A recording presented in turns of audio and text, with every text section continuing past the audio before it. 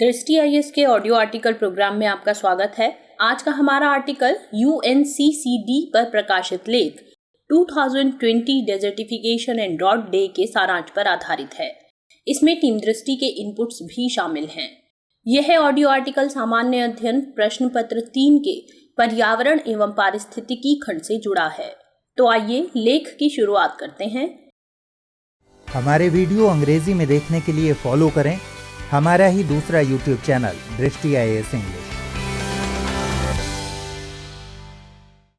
भारत में मरुस्थलीकरण और भूक्षरण desertification and land degradation in India. बीते दिनों world day to combat desertification and drought यानी मरुस्थलीकरण एंड सूखे से लड़ने के लिए वैश्विक दिवस मनाया गया। इस दिवस को मनाने का मकसद मरुस्थलीकरण की चुनौतियों से निपटने के लिए अंतर्राष्ट्रीय प्रयासों के बारे में लोगों में जागरूकता बढ़ाना है। यह दिन बताता है कि भूक्षरण तटस्थता यानी लैंड डिग्रेडेशन न्यूट्रलिटी को समस्या समाधान, मजबूत सामुदायिक भागीदारी और सभी स्तरों पर सहयोग के जरिए कैसे प्राप्त किया जा सकता है।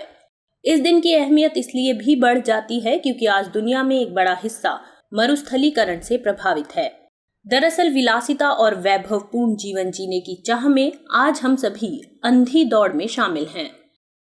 ज्यादा से ज्यादा पा लेने की चाह में इंसान इस कदर मशगूल हो गया है कि उसे यह भी नहीं मालूम कि वह क्या खोता जा रहा है। जिस प्रकृति ने इस धरती पर जीवन को संभव बनाया, रहने की जगह दी, खुले वातावरण में सांस लेने की सुविधा दी, फसल पैदा करने के लिए उपजाऊ जमीन दी, उसी प्रकृति को हम दिन ब दिन नष्ट करते जा रहे हैं। आज भारत समेत पूरी दुनिया बढ़ती मरुस्थलीकरण और इसके चलते पैदा हो रही समस्याओं से जूझ रही है। मरुस्थलीकरण से लाखों लोग एक जगह से दूसरी जगह को जाने को मजबूर हैं। गौरतलब है कि किसी क्षेत्र में जैसे जैसे आबादी बढ़ती जाती है और लोग धनी और अधिक शहरी होते जाते हैं, तो वहां पर भोजन, पशु आहार और कपड़ों के लिए फाइबर जुटाने के लिए अधिक भूमि की मांग बढ़ने लगती है। साथ ही मौजूदा वक्त में जलवायु परिवर्तन के चलते भी कृषि योग्य भूमि की सेहत और उत्पादकता घट रही है। इन चिंताओं के बीच आइए बात करते हैं मरुस्थलीकरण और भूक्षरण की और जानते हैं उससे जुड़े अहम पहलुओं के बारे में। सबसे पहले जानते हैं मरुस्थलीकरण और भूक्षरण क्या है। मरुस्थलीकरण यानी डेजर्टिफिकेशन को निर्जनीकरण भी कहते हैं। किसी भूभाग की जैविक क्षमता का ह्रास या विनाश इस तरह होना कि धीरे धीरे उसमें निर्जनता और मरुस्थल जैसी स्थितियां बन जाएं, उसे ही मरुस्थलीकरण कहते हैं।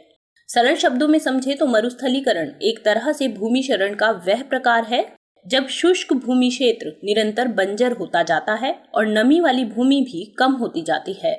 जैसे जैसे मरुस्थलीकरण की दर में वृद्धि होती है, वैसे वैसे जमीन की उत्पादन क्षमता में कमी आना शुरू हो जाती है।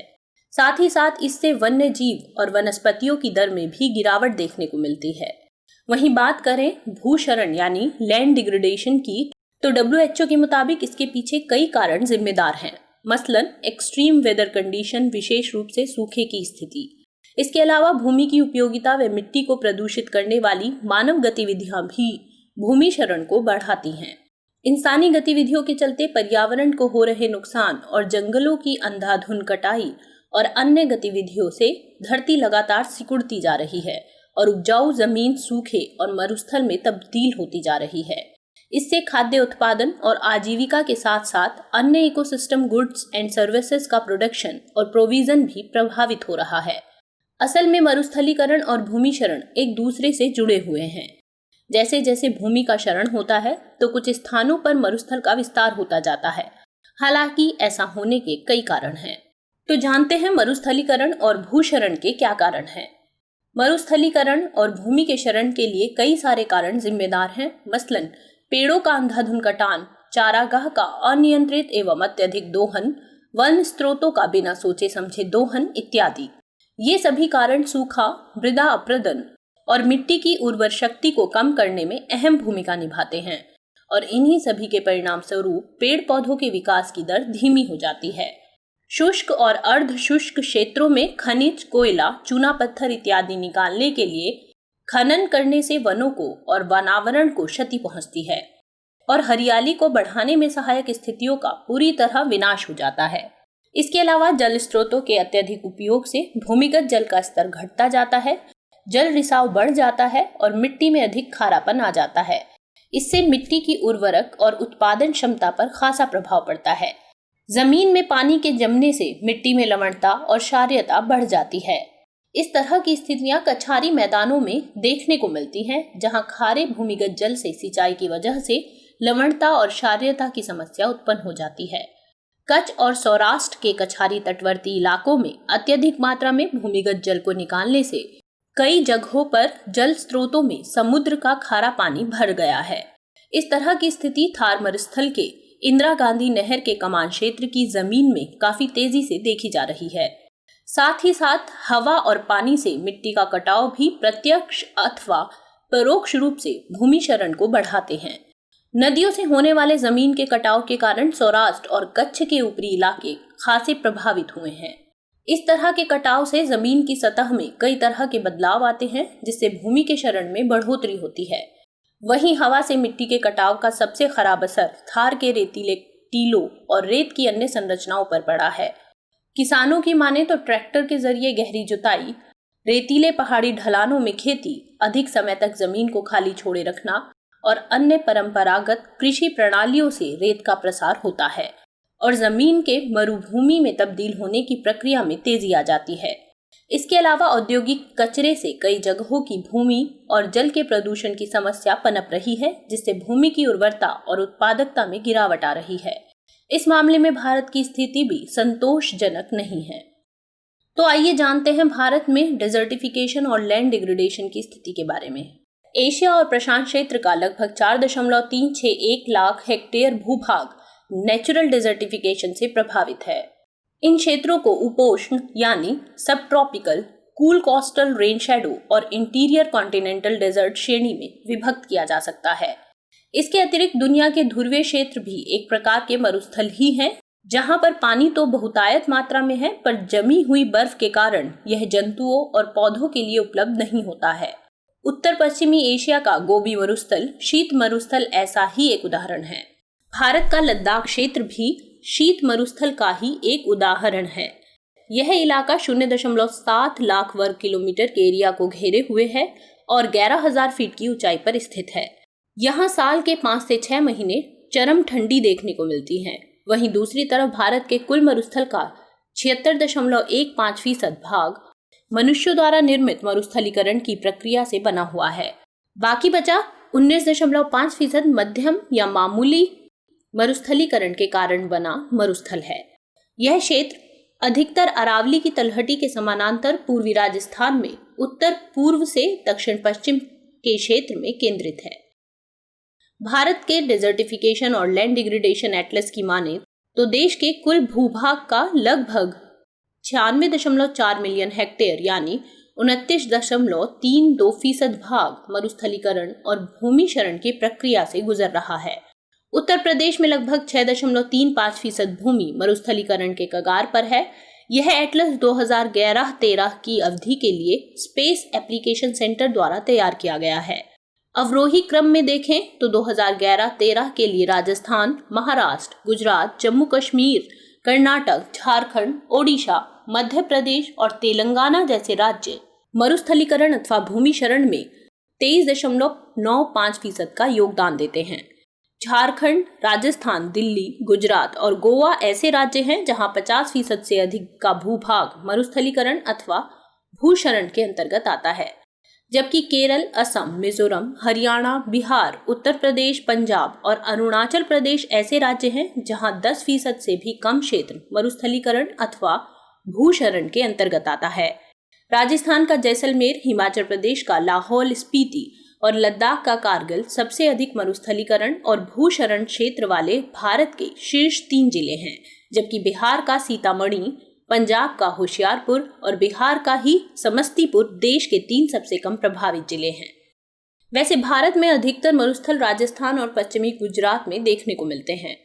यहाँ लगभग 23.8 मिलियन हेक्टेयर क्षेत्र मरुस्थलीकरण से प्रभावित है।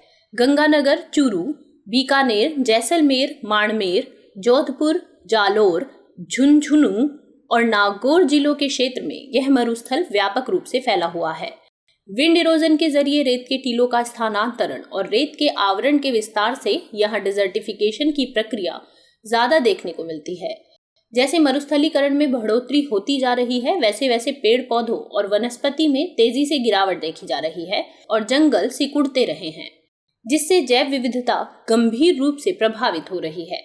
तो समझते हैं कि मरुस्थलीकरण का जैव विविधता पर क्या असर पड़ रहा है। बढ़ता मरुस्थल, घटती जैव विविधता, यानी मरुस्थलीकरण और भूक्षरण का जैव विविधता पर सीधा असर होता है। थार मरुस्थल की मनोरम जैव विविधता किसी से छुपी हुई नहीं है। यह उत्तर पश्चिमी भारत और पूर्वी पाकिस्तान में रेतीले मरुस्थल का एक विस्तृत क्षेत्र है। पारिस्थितिकी के अनुसार थार मरुस्थल क्षेत्र में कटीले वन पाए जाते हैं, लेकिन तीव्र मानव गतिविधियों के कारण यहाँ की प्राकृतिक हरियाली में निरंतर गिरावट देखी जा रही है। इस क्षेत्र में पौधों की लगभग 700 प्रजातियां हैं, जिसमें से 107 प्रजातियां केवल घास की हैं। देश के इस भाग की प्राकृतिक वनस्पति की भारी क्षति पशुओं को अधिक चराने के कारण हुई है। मानव गतिविधियों की वजह से कई प्रजातियां तीव्र गति से विलुप्त हो रही हैं। मसलन कुछ समय पहले तक एशियाई बाघ राजस्थान, पंजाब और सिंध के मैदानों में पाए जाते थे। ऐसे ही भारत से लुप्त होने वाला चीता एक समय तक काठियावाड़ क्षेत्र में पाया जाता था। इसी तरह तेंदुए, बनबिलाव, जंगली सूअर यानी वाइल्ड बोर, जंगली गधा यानी वाइल्ड एस, एशियाई भेड़िया यानी एशियाटिक वुल्फ आदि प्रजातियां भी गंभीर रूप से प्रभावित हो रही हैं। ऐसे ही भारतीय चिंकारा यानी इंडियन गैज़ल, ब्लू बुल और ब्लैक बक अब इंडेंजर्ड एनिमल स्पीशीज में शामिल हैं। इस क्षेत्र में विशेषकर पश्चिमी राजस्थान के रेतीले इलाकों में अधिक मात्रा में पाई जाने वाली पक्षियों की प्रजातियां भी अब काफी कम रह गई हैं। रेगिस्तान में ग्रेट इंडियन बस्टर्ड, हाउबारा और लेजर फ्लोरिकन की संख्या भी पहले के मुकाबले काफी कम हो गई। सरीसृपों की बात करें तो इसमें से मगरमच्छ और कछुए अरावली की निचली पहाड़ियों में सिरोही जिले के जवाई बांध तक ही सीमित रह गए हैं।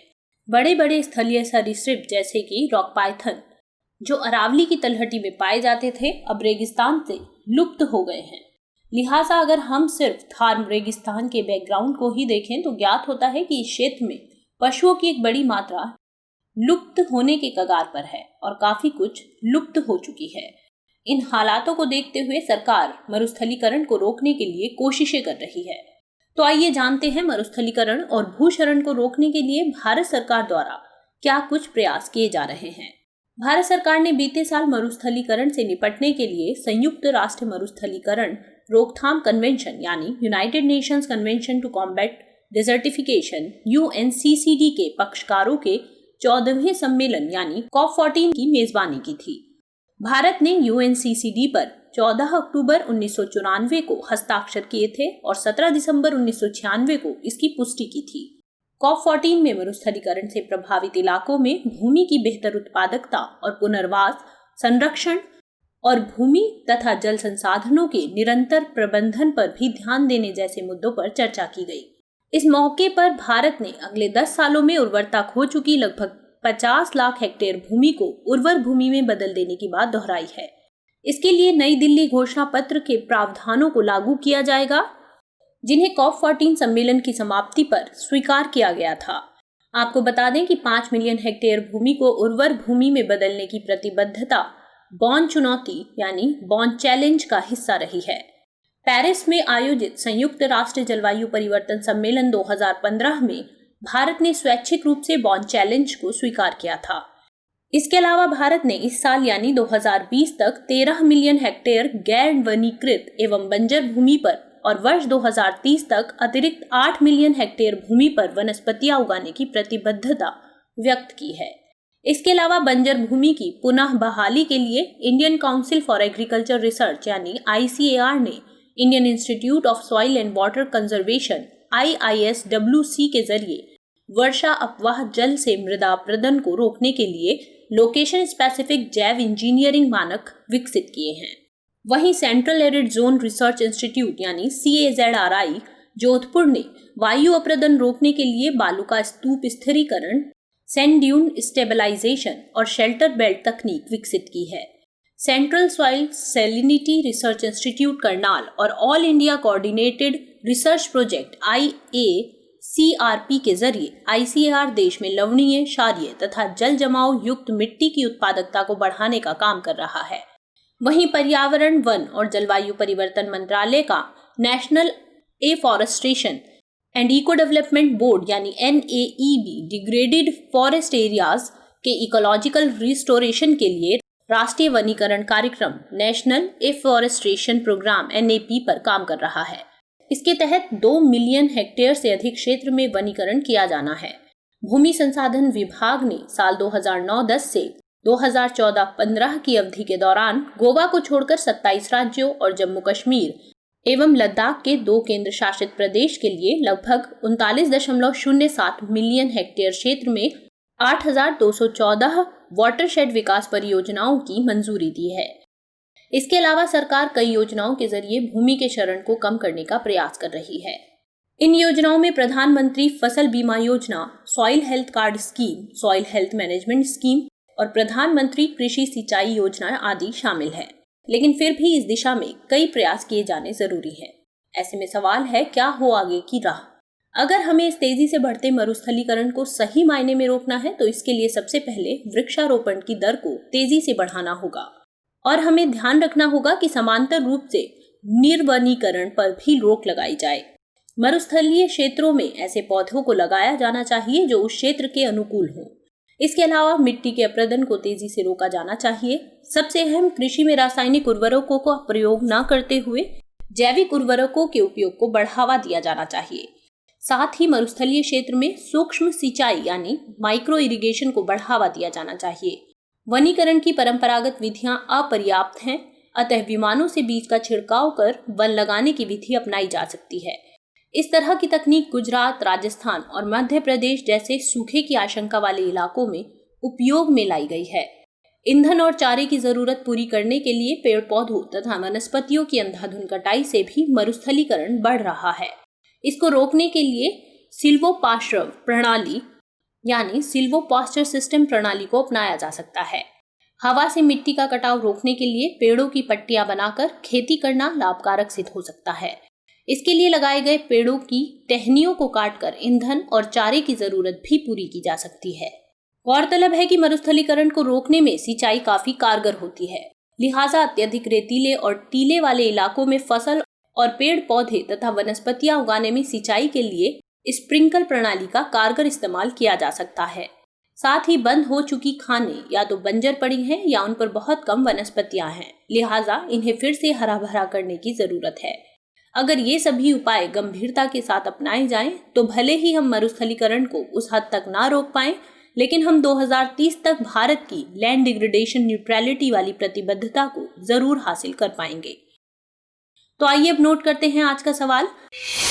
मरुस्थलीकरण और भूक्षरण के मामले में भारत की क्या स्थिति है? भारत सरकार ने इनके नियंत्रण के लिए क्या क्या प्रयास किए हैं?